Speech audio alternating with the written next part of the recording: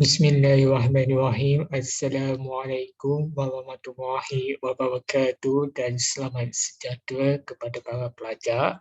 Baiklah, pada hari ini saya akan mengajar untuk kelas sejarah iaitu bagi subtopik kebangkitan nasionalisme. Topik ini berada di bab 2 sejarah tingkatan 4. Sebelum cikgu meneruskan pembelajaran pada hari ini, eloklah terlebih dahulu cikgu sekadar untuk memberi penerangan secara gambaran yang awal supaya anda semua dapat mengetahui intipati apa yang kita akan belajar berdasarkan topik berkenaan.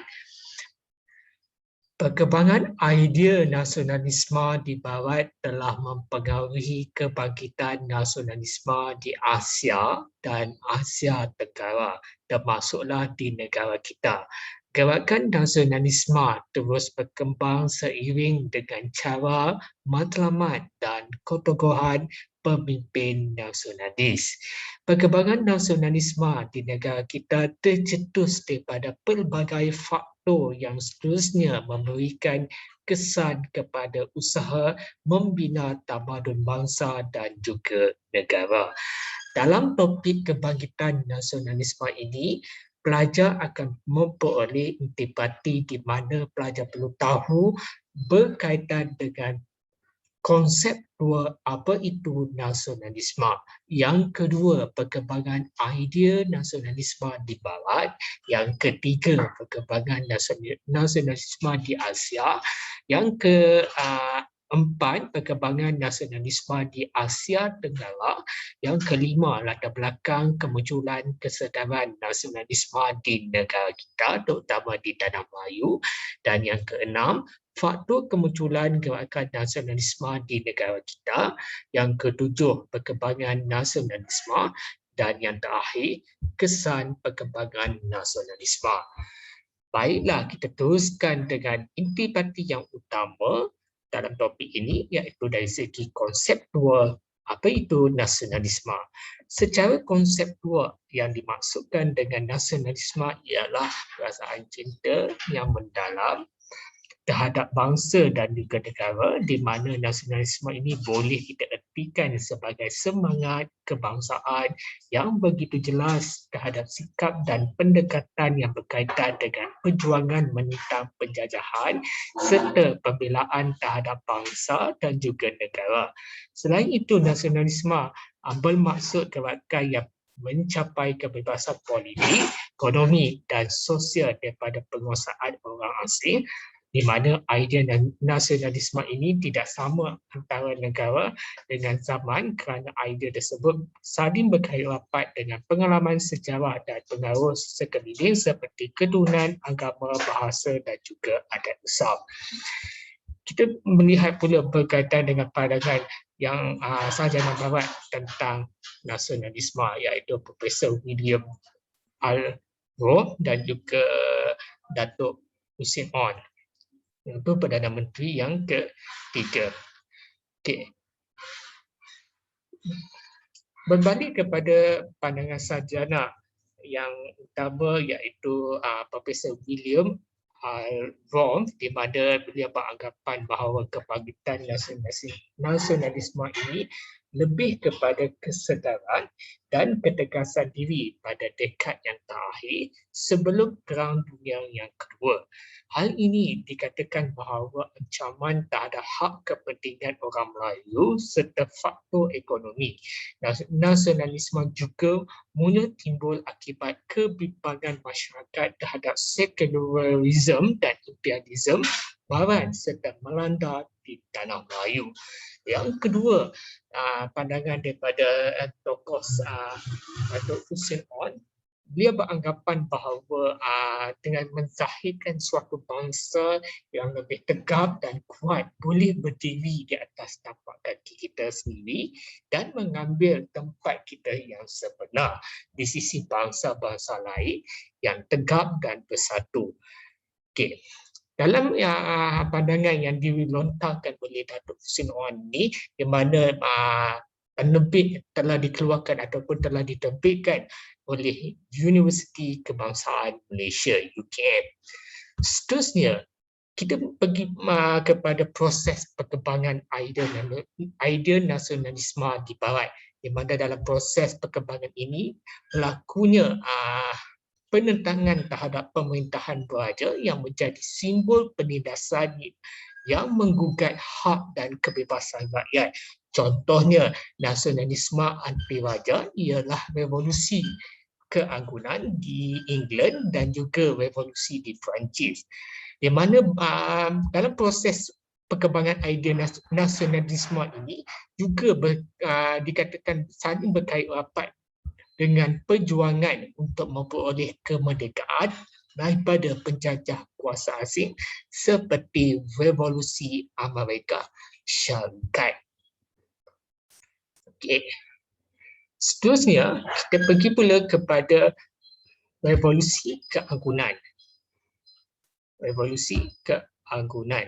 Okay. Sebab tu revolusi keanggunan ini tercetus di England, di mana ia dipopularikan oleh Glorious Revolution yang menyebabkan keinginan bagi menegakkan kedaulatan parlimen dan juga hak asasi rakyat. Revolusi ini dikatakan mula tercetus di bawah pemerintahan Raja James yang kedua, di mana sewaktu itu telah membelakangkan parlimen semasa mengubah undang-undang. Ahli parlimen telah bangkit menentang pemerintahan raja berkuasa mutlak dengan sokongan Mary yang kedua dan suaminya, di mana pada waktu itu Raja William of Orange dari Belanda menyedari bahawa sokongan itu semakin berkurangan.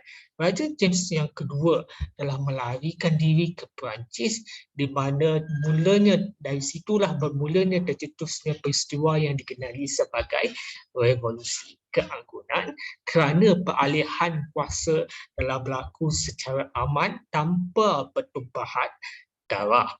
Sewaktu pemerintahan Mary yang kedua dan juga William of Orange, di mana secara konseptual kedaulatan ini mula diperkenalkan di dalam parlimen dan sistem raja berperlembagaan mula dimantapkan pada ketika itu.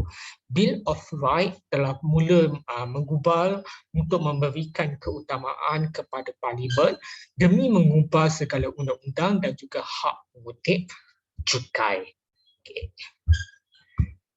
Seterusnya, revolusi Amerika. Revolusi Amerika merupakan reaksi orang Amerika ketika itu telah menentang penjajahan British. Penentangan ini disebabkan oleh beberapa tindakan British bagi tidak melindungi hak penduduk Amerika yang merupakan sebahagian daripada Empire British.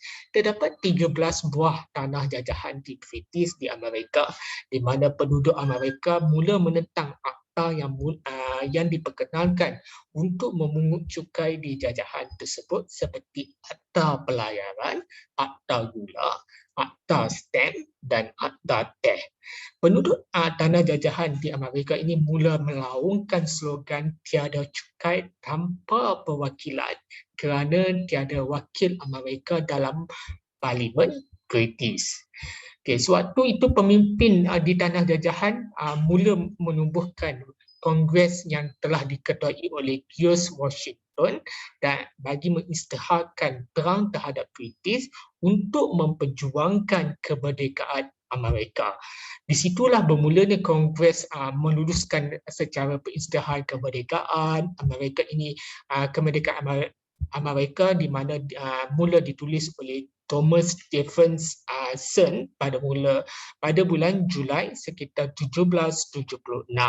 Perisytiharan tersebut inilah mula kita tegaskan bahawa sekiranya sesebuah kerajaan tidak dapat menjamin hak kehidupan, kebebasan dan kebahagiaan, maka menjadi hak penduduk untuk membentuk sebuah kerajaan yang baharu.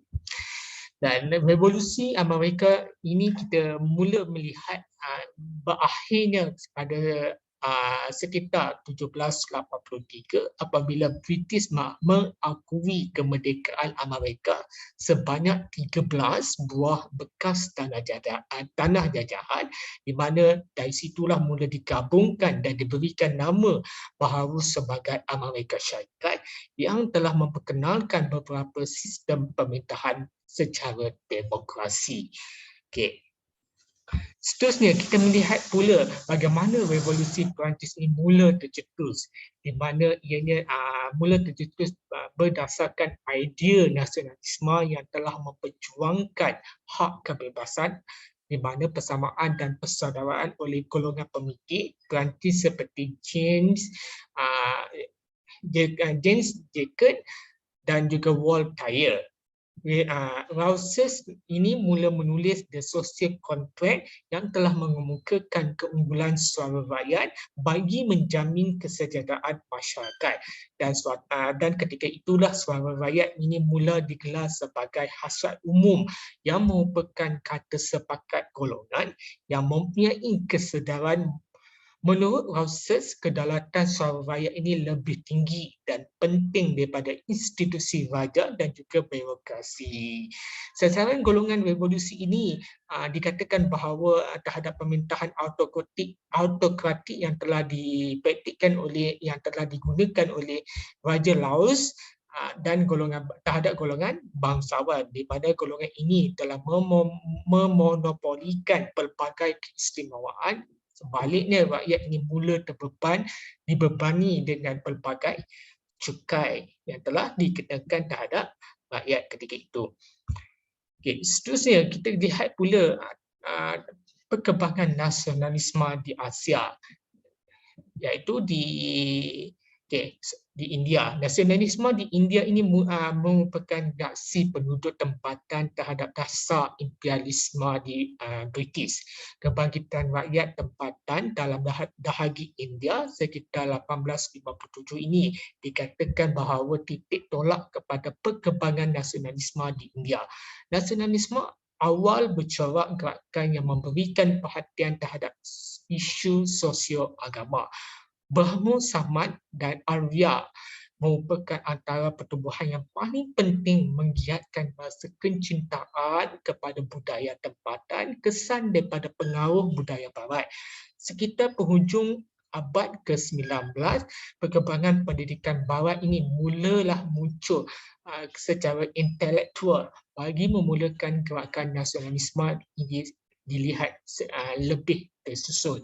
Mereka ini mula menumbuhkan pertumbuhan politik bagi menyuarakan pandangan seperti Kongres Kebangsaan India atau Indian, National Congress INC ataupun National Congress Indian INC, nama singkatannya, mula terbentuk sekitar 1885 dan Liga Muslim ini ditubuhkan pada tahun 1906. Sekitar awal abad ke-20, muncul pula gerakan yang bersifat keras yang diketuai oleh nasionalis radikal seperti Bal Gadar dan Bipin Chandra yang menggerakkan semangat penentangan secara militan terhadap British. Selepas Perang Dunia Pertama, INC telah memperlihatkan beberapa dasar yang tidak bekerjasama dengan British.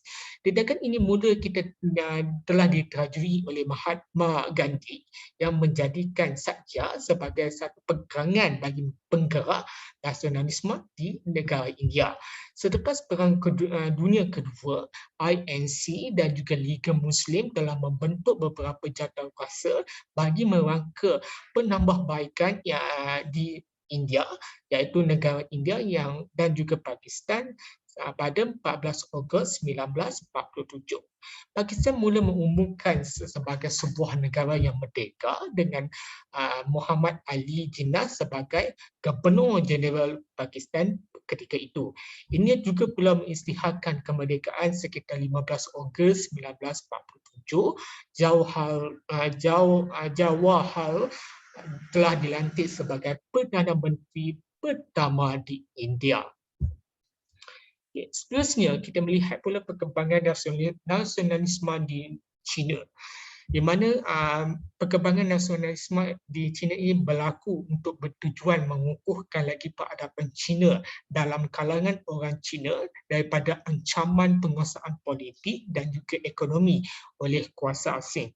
Kemunculan China bermula dengan penedangan terhadap beberapa kelemahan yang dikatakan pemerintah dinasti Manchu ataupun kerajaan Manchuria ini dianggap sebagai orang luar dan kehilangan mandat. Masyarakat Cina itu hilang kepercayaan terhadap dinasti Manchu yang telah gagal menghalang kemasukan pengaruh Barat. Gerakan nasionalisme ini seterusnya ianya dilihat secara bercorak anti-Barat kerana telah menentang beberapa campur tangan kuasa Barat di China. Tokoh-tokoh yang mempopularkan gerakan kebangkitan rakyat di China ini ialah Dr. Sun Yat-sen. Beliau ini telah mengemukakan beberapa prinsip iaitu di antara 3 prinsip utama iaitu 3 prinsip rakyat, Sang Ming Shu sebagai ideologi perjuangan iaitu nasionalisme, demokrasi dan juga kebajikan sosial. Prinsip tersebut ini menjadi sebagai satu asas atau tonggak utama kepada gerakan revolusi Cina ini pada tahun 1911 telah berjaya menumbangkan pemerintahan dinasti Manchu dan kemunculan pemerintahan Republik di China. Seterusnya kita pergi pula ke timur iaitu di mana kita melihat perkembangan nasionalisme Empayar Ottomania dan juga di Mesir. Nasionalisme Empayar Ottomania dan juga Mesir ini lahir daripada kesedaran bagi mempertahankan beberapa sistem pemerintahan Islam dan juga agama Islam yang telah diancam oleh imperialis Barat pada abad ke-19. Kesedaran tersebut mula tercetus di mana gerakan Peng Islam dan juga gerakan Islah ini mula diwujudkan. Okay, kita lihat gerakan Islah dulu terlebih dahulu di mana sewaktu perkembangan di Mesir, gerakan Islah ini mula diwujudkan untuk mewujud beberapa gerakan secara pemulihan Islam. Gerakan ini mula mempopularkan oleh Syed Jamal ad-Din Al-Afghani dan juga Syekh Muhammad Abduh.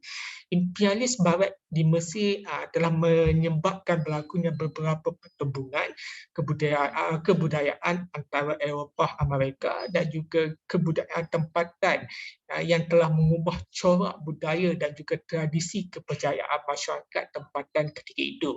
Gerakan Islam ini menyeru bahawa umat Islam perlulah berpegang pada ajaran Islam yang sebenar, berpandukan dengan Al-Quran dan juga hadis serta memperbaikikan kehidupan masyarakat untuk melepaskan diri daripada penjajah ketika itu. Seterusnya kita pergi pula kepada gerakan Peng Islam.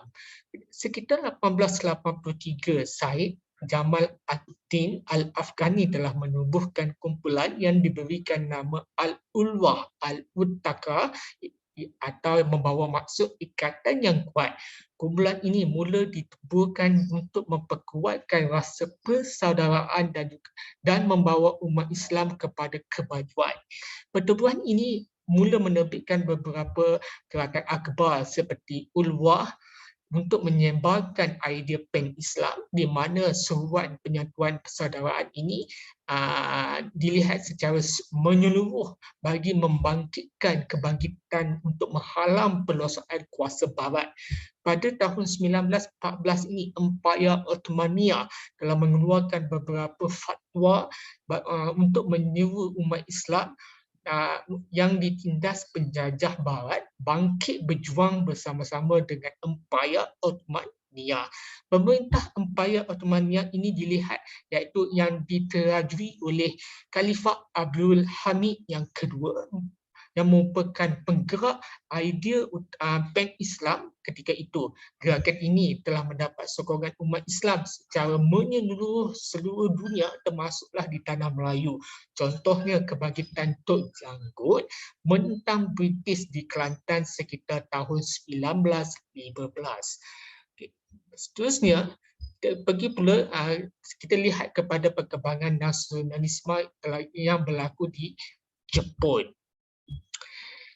Okey, bila nasionalisme ini mula berkembang di Jepun, di mana ianya telah dikifatkan oleh pemerintah Jepun yang menyebabkan oleh kesedaran bagi mencapai kemajuan untuk mengelak ancaman imperialis Barat.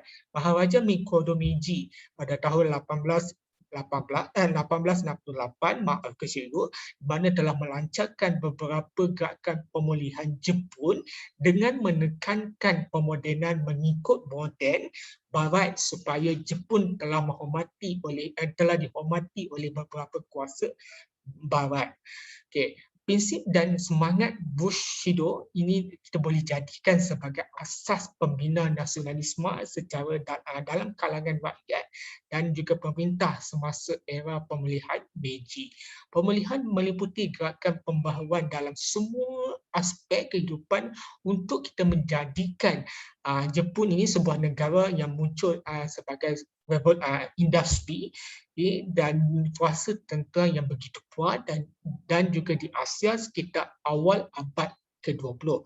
Namun begitu kita lihatkan bahawa desakan demi desakan terutama dari aspek ekonomi dan juga nasionalisme ini melampau oleh golongan-golongan tentera bagi menjadikan Jepun ini sebagai sebuah kuasa imperialisme di Asia.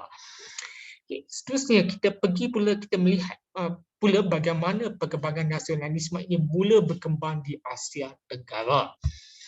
Okay. Nasionalisme ini mula berkembang di Asia Tenggara, negara yang utama sekali iaitu di Filipina, di mana kita melihat ianya menghapus segala penjajahan asing. Antara tokoh-tokoh nasionalisme ini penting termasuklah Jose Rizal, Andres Bonifacio ataupun dikenali sebagai Bonifacio, serta Emilia Aguinaldo, di mana tokoh-tokoh ini merupakan antara tokoh-tokoh yang telah suatu kebangkitan nasionalisme di Filipina mula tercetus, di mana nasionalisme peringkat awal ini berbentuk gerakan propaganda yang dipimpin oleh Jose Rizal. Gerakan ini menurut Filipina dijadikan sebagai daripada wilayah Sepanyol yang mempunyai hak sama seperti bangsa Sepanyol. Jose Rizal menubuhkan Liga Filipina sekitar 1892 untuk mendesak kerajaan Sepanyol melakukan perubahan politik, ekonomi, sosial di Filipina. Okay. Seterusnya, kita melihat pula perkembangan nasionalisme di Burma. Okay. Bila kita meninjau perkembangan nasionalisme di Burma ini, kita ketahui bahawa manifesti perjuangan golongan kelas menengah Salni Buddha yang dikenali sebagai Ponggi Tangki, iaitu yang merupakan siswazah universiti dan golongan petani ini telah menentang imperialis British. Nasionalisme ini telah digerakkan oleh beberapa golongan kelas pertengahan berpendidikan barat berikutan pengaruh British yang mengancam kedudukan agama Buddha. Mereka telah menumbuhkan Persatuan Belia Buddha pada tahun 1906 untuk mengekalkan beberapa tradisi Buddha, pendidikan dan juga kebudayaan Burma. Persatuan tersebut ini menggunakan isu-isu kasut demi membangkitkan nasionalisme. Selepas diambil alih oleh pemimpin yang lebih radikal seperti Yubabe, persatuan tersebut dinamakan Majlis Persatuan Kesatuan Burma. Isu yang berkaitan dengan bangsa Burma diperjuangkan menjelang tahun 1920. Revolusi pelajar menuntut penumbuhan universiti untuk mereka.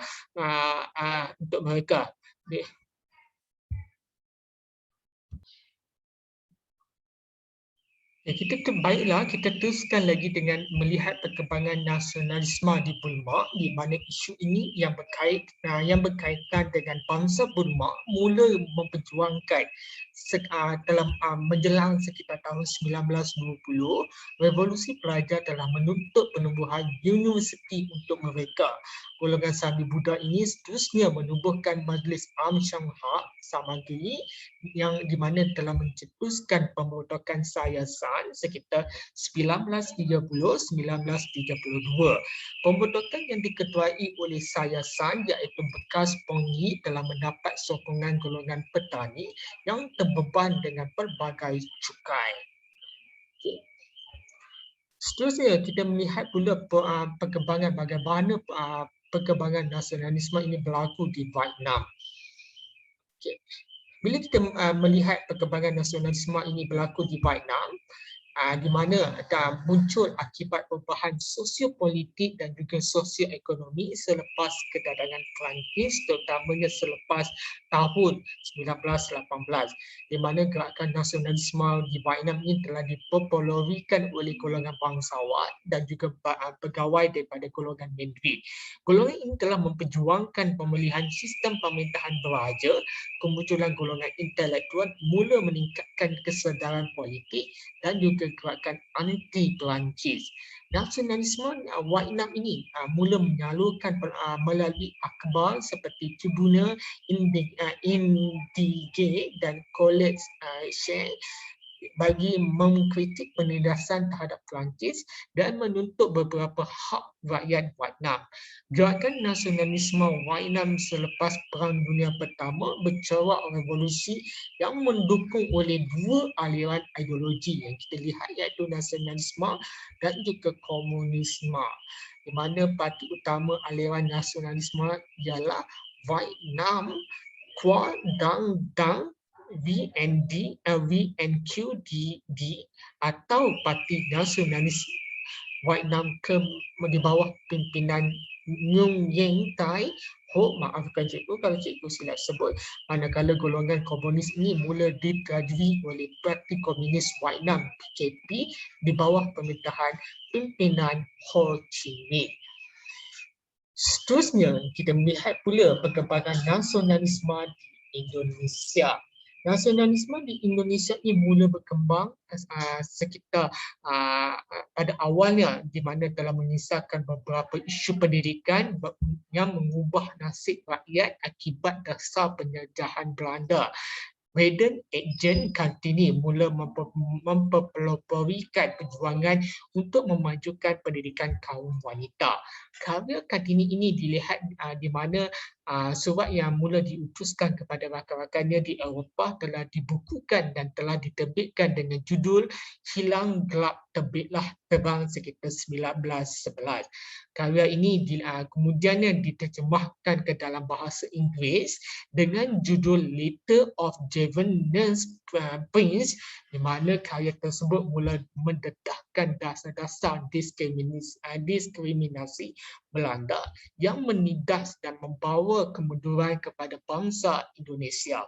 Kesedaran nasionalisme ini seterusnya telah berkembang dengan kemunculan pertumbuhan yang lebih tersusun seperti Muhammadiyah untuk mempertahankan agama Islam daripada ancaman sekularisme Barat. Gerakan nasionalisme telah menjadi semakin radikal dengan penubuhan parti politik yang memperjuangkan kemerdekaan seperti Syarikat Islam (SI), Partai Komunis Indonesia (PKI) dan juga Parti Nasionalis Indonesia (PNI) dan juga kepimpinan Soekarno menjadikan PNI sebagai sebuah parti yang berpengaruh.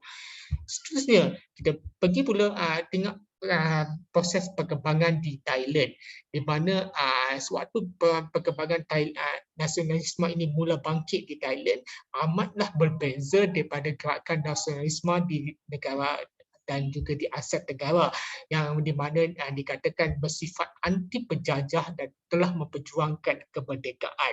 Gerakan nasionalisme di Thailand ini bertujuan bagi untuk kita pertahankan kedaulatan negara serta menuntut penlibatan rakyat dalam pemerintahan.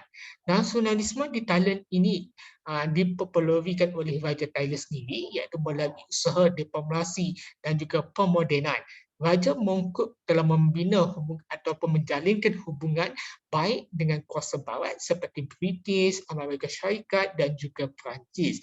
Baginda juga mula mengorak langkah pemodenan dengan melaksanakan birokrasi barat, di mana penasihat barat telah dibawa masuk untuk melatih pegawai tempatan dalam pentadbiran kewangan, pelabuhan, kastam, ketenteraan dan juga polis. Guru dari barat, terutamanya British itu dibawa masuk untuk melaksanakan sistem pendidikan barat. Langkah tersebut membentuk imej Thailand sebagai sebuah negara yang bersahabat dengan barat, di mana pemodenan negara-negara dan juga dasar terbuka Raja Mongkut ini terus kita lihat, terutama dari putera baginda iaitu Raja Chulalongkorn, untuk menjadikan Thailand ini sebagai sebuah negara yang bebas daripada penjajahan kuasa barat, khususnya di British. Okay, seterusnya kita melihat pula perkembangan nasionalisme di tanah Melayu, terutama yang telah bila kita sebutnya di tanah Melayu, sudah pasti kita ingat suatu tokoh yang memperjuangkan kebangkitan nasionalisme, iaitu Zappa, iaitu Zainal Abidin Ahmad. Okey, kesedaran nasionalisme perlu kita kaitkan dengan perjuangan tokoh agama sejak awal abad ke-20, di mana suatu itu gerakan Islah. Gerakan ini mula dipopularkan oleh Syekh Muhammad Tahir Jalaluddin, Haji Abbas Muhammad Taha dan juga Syekh Al-Hadi. Kesedaran ini mula diteruskan melalui penulisan kreatif dan juga akhbar yang mula digerakkan oleh beberapa individu seperti Zainal Abidin Ahmad yang dikenali sebagai Zappa. Ini sudah pasti ramai yang sudah tahu latar belakang dia. Okay.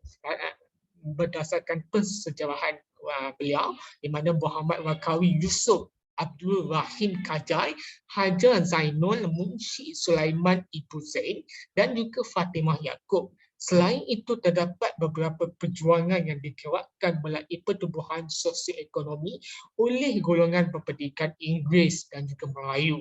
Tokoh ketika itu ialah Ibrahim Haji Yaakob, Ishaq Haji Muhammad, Ahmad Bustamam dan juga Burhanuddin Al-Hilmi. Walaupun telah menghadapi kekangan dan kewangan, berhalangan undang-undang dan juga pengawasan ketat pemerintah, perjuangan telah mengkritik dan menyedarkan masyarakat tetap kita teruskan.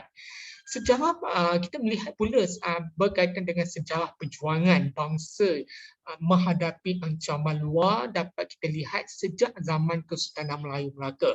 Usaha pemimpin ini di mana Kesultanan Melayu Melaka seperti Sultan Muzaffar Shah dan juga Sultan Mahmud Shah seharusnya telah menyanjung setelah berundur dari Melaka. Sultan Mahmud Shah berusaha untuk mendapatkan Melaka kembali dengan melakukan 3 kali serangan terhadap Portugis. Namun serangan tersebut menemui kegagalan.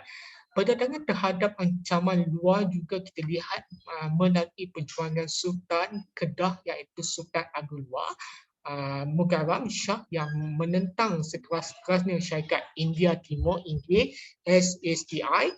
Baginda telah berusaha untuk mendapatkan Pulau Pinang kembali untuk yang merupakan sebahagian daripada wilayah Kedah.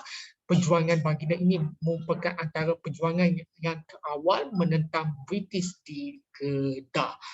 Seterusnya, kita melihat pula dari segi peranan, di mana sewaktu ketika itu para pelajar yang melanjutkan pelajaran di Mesir terdedah dengan falsafah yang telah diperjuangkan oleh siapa? Yang telah diperjuangkan oleh siapa? Okay. Ini wajar pelajar menitik beratkan di mana kejap. Di mana pada ketika itulah pelajar perlu tahu peranan yang telah dibangkitkan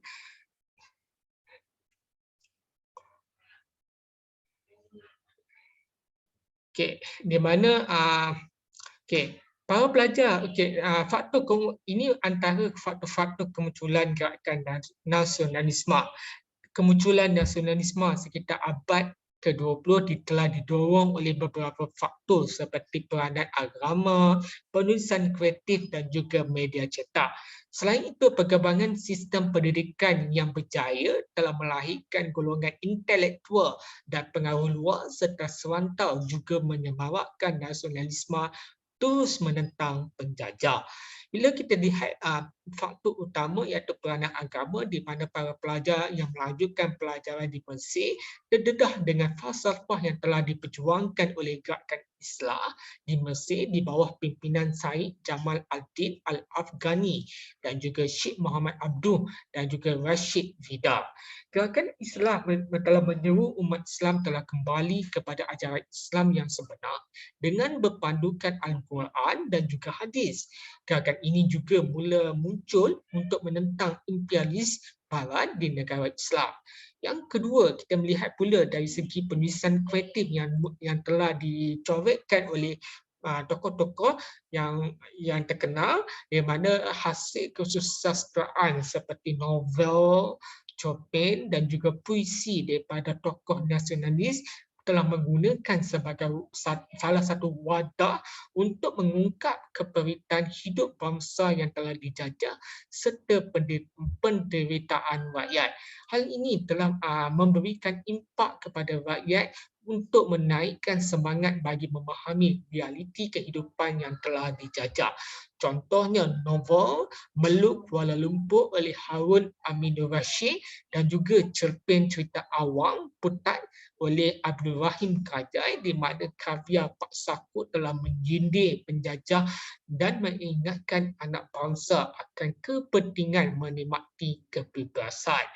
Seterusnya dari segi sektor pendidikan di mana kita tahu yang sekarang ini dikenali sebagai Universiti Pendidikan Sultan Idris yang dahulunya Maktab Perguruan Sultan Idris di mana pendidikan moden Islam melalui penumbuhan madrasah telah meniupkan semangat baharu dalam kalangan pelajar pada awal abad ke-20. Antaranya termasuklah maafkan cikgu, betul lah,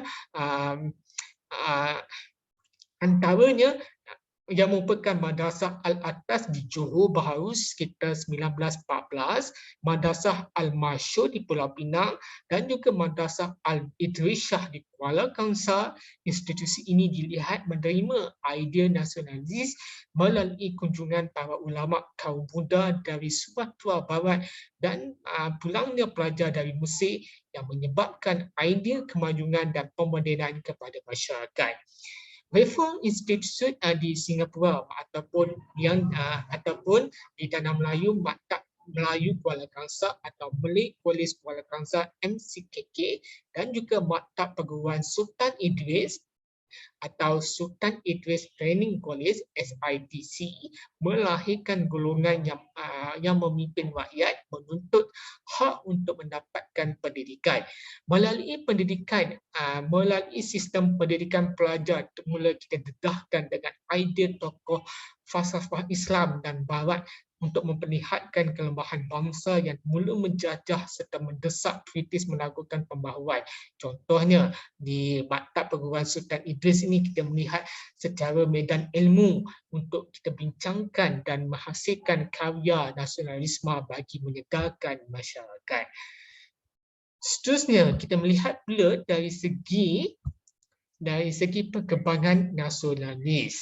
Perkembangan nasionalis di negara kita ataupun di tanah Melayu ini boleh kita lihat melalui 3 aspek, iaitu yang pertama, perkembangan nasionalis yang dipopuleri oleh golongan intelektual. Keduanya, perkembangan nasionalis yang mula ditinjau melalui penulisan oleh golongan guru, penulis dan juga wartawan yang menghasilkan karya seperti akhbar, majalah, novel, cerpen serta juga puisi. Ketiga, perkembangan nasionalis melalui kewujudan pertubuhan atau persatuan yang bersifat sosio-ekonomi dan juga politik yang telah diterajui oleh pelbagai pihak. Perjuangan golongan intelektual. Pergerakan nasionalis di negara kita diperpelui oleh golongan berpendidikan agama, Inggeris dan juga Melayu. Di mana yang pertama, Syekh Muhammad Tahir Jalaluddin, Syekh Al-Hadi dan juga Haji Abbas Muhammad Taha. Okey, melalui intelektual pendidikan di agama ini dikatakan bahawa tokoh pendidikan agama telah berjaya membangkitkan kesedaran melalui beberapa cara seperti yang berikut. Peranan tokoh yang digelar sebagai kaum muda yang menyalurkan beberapa idea melalui gerakan Islah dan bagi menjadikan agama Islam itu sebagai asas kemajuan untuk dunia dan juga akhirat. Tokohnya seperti Syekh Muhammad Tahir Jalaluddin, Syekh Al-Hadi dan juga Haji Abbas Muhammad Taha, di mana kesedaran mereka ini didorong oleh kecenderungan terhadap gerakan Islah semasa menuntut di Timur Tengah. Penubuhan madrasah oleh kaum muda turut menyebarkan fahaman Islah di mana kesedaran pentingnya pendidikan yang menyebabkan lebih banyak madrasah mula ditubuhkan bagi membawa kesan positif kepada masyarakat. Antara madrasah yang telah ditubuhkan termasuklah Madrasah Al-Atas di Johor Bahru, Madrasah Al-Kiryah Al-Islamiyah di Pokok Senang, Kedah dan juga Mahat Hia Syarif, Gunung Semanggur, Perak. Okay, dari segi di mana pelajarnya telah membawa kemajuan dan juga pemodenan dari aspek serta sikap serta terhadap pentaksiran terhadap Islam. Selain itu, wanita turut diberikan peluang belajar di madrasah.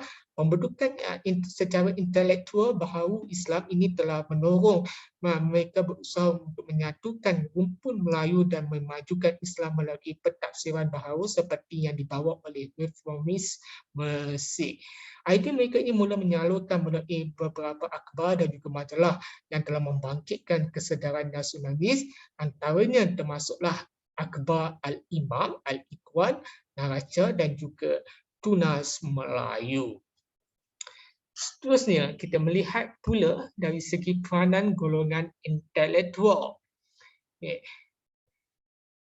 Di mana dari segi peranan golongan intelektual ni, kita lihat dari segi intelektual berpendidikan Inggeris dan juga golongan intelektual berpendidikan Melayu. Okay. Bila kita lihat dari segi dari sektor pendidikan Inggeris ini, di mana Maktab Melayu Kuala Kangsar MCKK yang ditubuhkan pada tahun 1905 ini, tujuan penubuhannya adalah secara tidak langsungnya melahirkan intelektual berpendidikan Inggeris dan berperanan dalam perkembangan nasionalis. Maktab ini juga pada asalnya mula ditubuhkan untuk melatih anak bangsa bagi menyebabkan dalam pentadbiran kerajaan British. Lepasan maktab ini menggunakan kedudukan mereka untuk menyuarakan hak pendidikan bagi orang Melayu. Lepasan maktab ini juga seperti Raja Chulan, Raja Abdullah dan sebagainya, di mana kerajaan ini mula menuntut dan memperbaiki taraf hidup orang Melayu di samping membuka lebih banyak peluang pekerjaan kepada orang Melayu dalam jabatan kerajaan. Mereka juga menyalurkan idea dan juga tuntutan dengan cara terbaik dengan British serta menggunakan akhbar seperti Warta Melaya, Lembaga Melaya dan juga Utusan Melayu. Dari segi intelektual berpendidikan Melayu ini, kita lihat dari segi penubuhan Maktab Perguruan Sultan Idris SITC yang mula ditubuhkan sekitar 1922 telah berjaya melahirkan semangat kesedaran bangsa melalui beberapa usaha seperti yang berikut. Yang pertama, peranan gurunya antaranya termasuklah Oti Dusit, Abdul Hadi Hasan, Abdul Hadi Madan dan juga Harun Amin Rashid telah berjaya meniupkan kesedaran dalam kalangan pelajar sehingga lahirnya ramai-ramai tokoh penulis dan juga nasionalis. Yang kedua, kita melihat bahawa kemasukan bahan bacaan dari Timur Tengah dan juga Indonesia menjadikan Maktab Perguruan Sultan Idris ini sebagai sebuah taman ilmu yang mendedahkan pembaharuan dari negara luar. Kurikulum Maktab Perguruan Sultan Idris ini telah menitikkan berat terhadap beberapa mata pelajaran sejarah dan juga pendedahan keagungan empayar Melayu di alam Melayu telah membangkitkan kesedaran kepada penduduknya. Mata pelajaran anyaman dan juga kesihatan serta sukan ini telah dianggap penting dalam kurikulum SIDC. Sekitar tahun 1929 ini terlahirnya pertubuhan Ikatan Pemuda Pelajar dan juga Ikatan Semenanjung Borneo yang akhirnya melahirkan persatuan radikal iaitu Kesatuan Melayu Muda. Okay.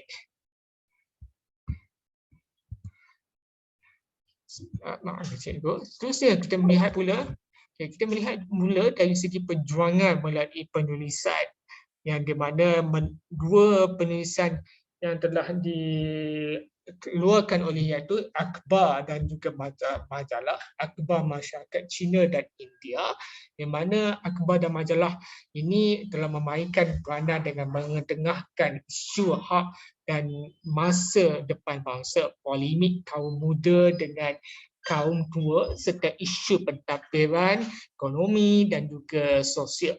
Syarikat Jelutong Press telah menyuburkan kegiatan penerbitan akhbar pada masa itu di mana intelektual yang berpendidikan Melayu dan Inggeris turut terlibat dalam perkembangan persuratan khabaran Melayu pada awal sekitar ke-20. Okay. Contohnya antara akhbar dan majalah yang telah dikeluarkan iaitu Utusan Melayu, Lembaga Melayu, dan muncul juga akhbar Warta Melayu, Warta Jenaka, Fajar Sarawak, Majlis dan juga majalah guru pengarang seperti Muhammad Yusof Ahmad, Muhammad Yusof Abdul Hamid, Datuk Ong Jaafar dan juga Abdul Rahim Kajai mula bersuara tentang berpendidikan politik tanah air. Akhbar berbahasa Inggeris seperti The Malay More dan The Malay Tribunal turut memuatnaikkan perkembangan sosiopolitik dan juga ekonomi di negara kita. Bila kita lihat dari segi perkembangan akhbar dan terutama dalam masyarakat Cina dan juga India, di mana kita lihat akhbar Cina ini biasanya telah merangsang pemikiran masyarakat Huaqiao kaum Cina seberang laut untuk mengekalkan identiti, memperjuangkan nasib wanita dan juga menyebabkan perasaan cinta akan negara Cina. Di mana Oriental dan asal mereka di antara akhbar-akhbar yang telah dikeluarkan iaitu Lakpao dan juga Modern Daily News menjelang abad ke-20. Akhbar ini Nayan Sung Hui dan Pao dan Chong Xing cikgu mula memuat soal pemerintahan monarki serta penolakan politik di China. Menjelang tahun 1929, Oriental penulisan lebih bersifat anti-imperialis. Sekitar tahun 1930-an, akhbar Nayang Sian Pao di Pulau Pinang telah memperjuangkan soal kesatuan sekerja dan keadilan sosioekonomi bagi masyarakat kelas bawahan. Masyarakat India pula telah cenderung telah menerbitkan beberapa akhbar walaupun beroperasi dalam tempoh yang singkat. Kandungannya telah memperjuangkan kepentingan politik dan sosial terutama masyarakat di India di negara ini. Antaranya termasuklah Tamil Nation dan Tamil Murasa, akhbar The Indian dan Indian Pioneer pula memuatnaikkan pemikiran dan kepentingan perpaduan bagi masyarakat kelas menengah India di negara ini. Seterusnya, kita melihat pula dari segi perjuangan melalui persatuan. Berikut merupakan antara 3 persatuan yang mula tercetus sewaktu kebangkitan nasionalisme. Yang antaranya Kesatuan Melayu Singapura, Persaudaraan Sahabat Pena, Kesatuan Melayu Muda dan sebagainya. Perjuangan melalui persatuan ini kita lihat berdasarkan perkembangan yang bersifat sosial budaya dan kemudiannya politik. Bila kita lihat persatuan yang utama iaitu Kesatuan Melayu Singapura ini mula ditubuhkan muncul ialah kesatuan muncul sekitar tahun 1926 di mana penubuhan KMS bertujuan bagi mengelakkan ahli bergerak aktif dalam pentadbiran, memperjuangkan kepentingan orang Melayu dalam politik dan pendidikan serta mementingkan pelajaran teknik dan pengajian tinggi. Kejayaan KMS telah mendorong penubuhan persatuan negeri lain, contohnya Persatuan Melayu Pahang, Persatuan Melayu Selangor dan Persatuan Melayu Negeri Sembilan yang telah dianggotai oleh beberapa kakitangan kerajaan.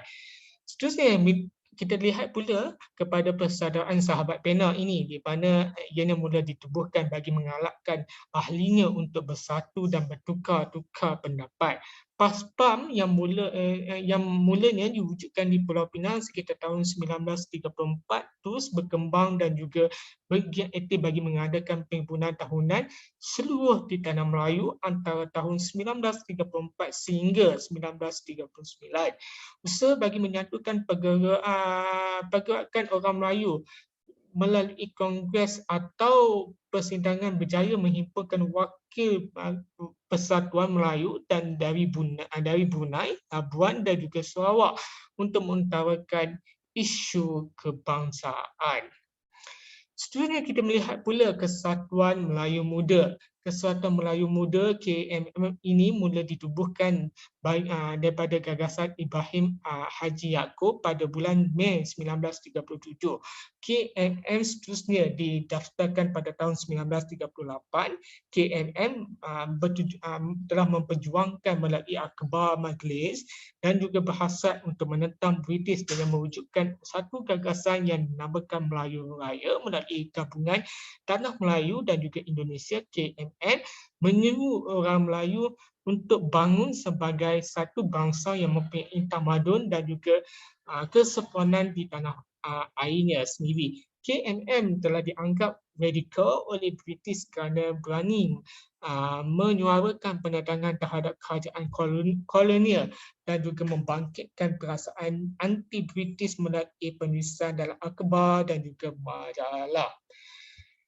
Seterusnya, bila kita melihatlah yang terakhir, bila kebangkitan nasionalisme ini berlaku, sudah pasti akan adanya kesan perkembangan nasionalisme berdasarkan dua aspek utama, iaitu yang pertama aspek politik dan juga aspek ekonomi. Aspek politik kita lihat berdasarkan terhadap usaha golongan intelektual berpendidikan Inggeris dan KMS telah menggesa kerajaan meningkatkan peluang pekerjaan dalam pentadbiran British bagi membuahkan hasil bilangan orang Melayu dalam Malayan Civil Service MCS telah bertambah daripada 7 orang pada tahun 1930 kepada 20 orang pada tahun 1937. Seterusnya, kita lihat pula berdasarkan nasionalisme yang berlaku di China dalam mendorong golongan revolusi memberikan perhatian terhadap pendidikan masyarakat China di negara kita. Kelab bacaan dan juga pasukan drama telah mula kita tubuhkan agar masyarakat di sini dapat membaca berita dari China. Selain itu, sekitar tahun 1921, banyak di sekolah China mendirikan di tanah Melayu dengan menggunakan bahasa Mandarin sebagai bahasa pengantar.